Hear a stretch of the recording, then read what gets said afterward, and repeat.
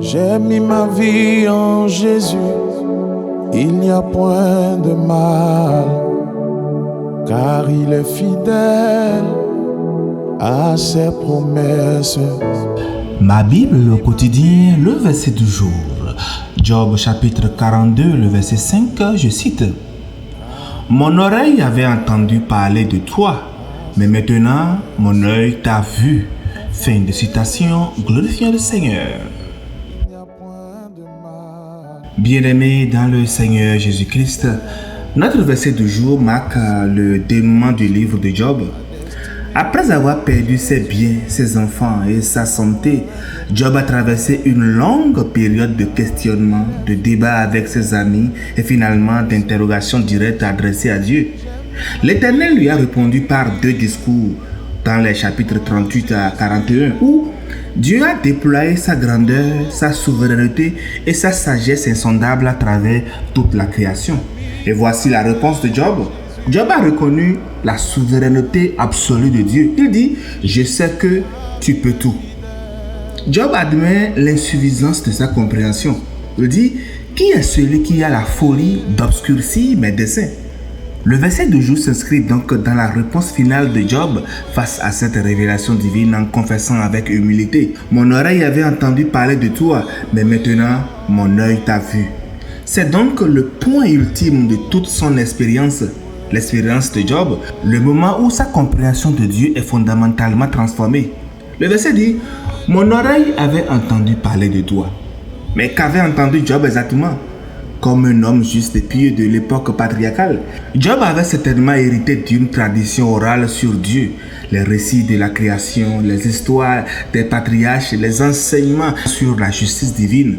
Job connaît donc Dieu par la tradition, par les enseignements qu'il a reçus, par les témoignages d'autres croyants. Job le dit lui-même au chapitre 29.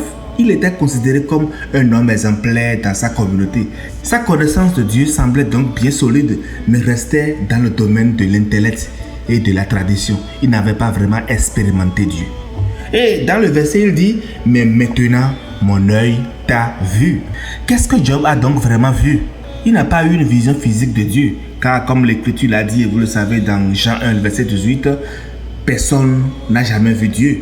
Job a plutôt fait l'expérience d'une révélation profonde et personnelle de la présence et de la nature de Dieu. Et à travers les puissants discours divins des chapitres précédents, Job a pu contempler la majesté de Dieu manifestée dans sa création. Il a vu sa sagesse insondable, sa puissance illimitée.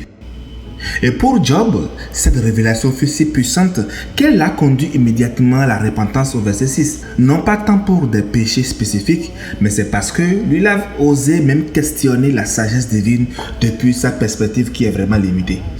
Chers amis, le parcours de Job nous interpelle profondément sur notre vision de Dieu aujourd'hui.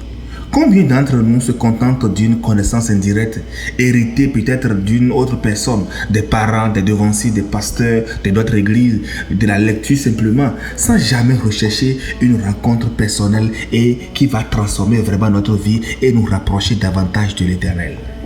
Une connaissance théorique de Dieu est comme entendre parler d'un grand océan sans jamais le voir ni s'y baigner. Et si cette connaissance, si elle est théorique, elle va rester limitée, abstraite et insuffisante pour traverser donc les grandes tempêtes de la vie. Bien-aimés, comme Job aussi, nous avons tous besoin de passer du stade de l'information à celui de la révélation, de la connaissance à l'expérience. Quelle est donc votre vision actuelle de Dieu? Est-ce que cela est uniquement basé sur ce que d'autres vous ont dit de lui ou sur une rencontre personnelle? Avez-vous, comme Job, traversé des épreuves qui ont remis en question votre compréhension de Dieu? Cela fait peut-être des années que vous marchez avec Dieu et comme tout le monde, vous êtes passé par différentes étapes.